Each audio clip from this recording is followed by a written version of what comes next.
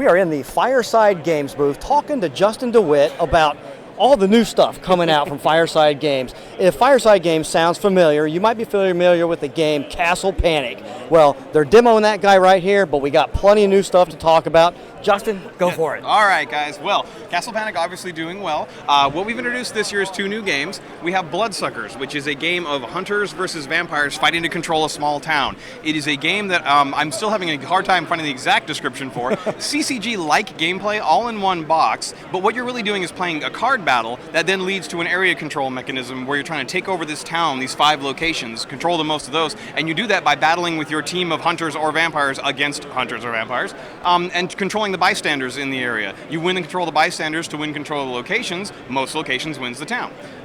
Lots of fun card combinations and interactions, but at the same time, we've tried to keep a little bit of that entry-level feel to it. It's a great way, if you're not used to how these things work, to get a good taste for, ooh, this card does neat things with this and stuff. Plus, it's got a nice, fun, hands-on feel, and it's really unique. There's nothing out there quite like it. Excellent. And Bloodsuckers. How can that not be a great name? Right. Plus, we like to say our vampires don't sparkle. These are scary, nasty, mean vampires. Excellent. We've gone more Nosferatu. So. Now, on the polar opposite of Bloodsuckers, we have Bears. Bears, exactly. That is actually a game Anne-Marie, my co-owner and wife, developed, and it is a fantastically fun little dice game. Sweet. It is, the idea is you've all gone camping and dice have invaded the campsite. So what you do is you have player dice that you own and then community dice in the middle. The community dice all come out and you roll your player dice, you start making pairs with the two.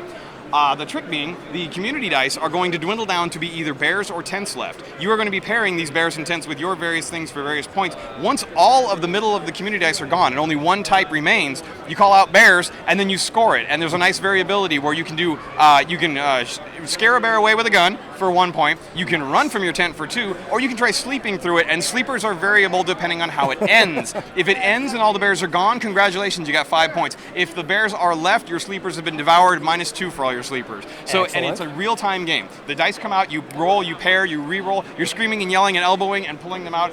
Rounds take about 20 seconds, the whole game 20 minutes. Wow. So 1995 when that comes out. That's going to be probably, let's see, that one's coming out in September. Okay. Bloodsuckers available now. And then the news everybody wants to know, which will be officially released, is the expansion for Castle Panic is finally coming. The Wizard's Tower is on its way. We're expecting it to have a street date late November, right before Thanksgiving. And it introduces a lot of new things to the game. Anybody who's ever played Castle Panic and said, wow, I really wish there was a monster that did such and such, we probably put it in the expansion.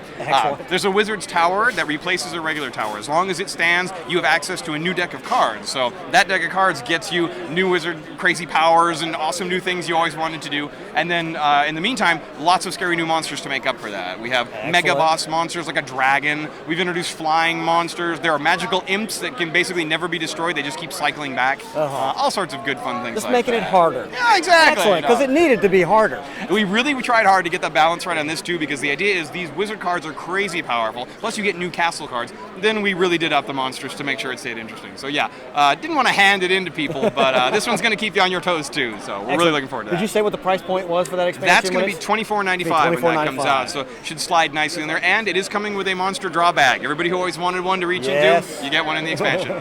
So. Excellent. Well, these games sound wonderful. I know that I'm moving a little towards the massive dice game over there, since I love me some dice. They look gorgeous, so I will definitely check that out. So, Justin, thank you very much for your time. Best of luck in the rest of the con, man. We appreciate it. Everybody have a good GenCon.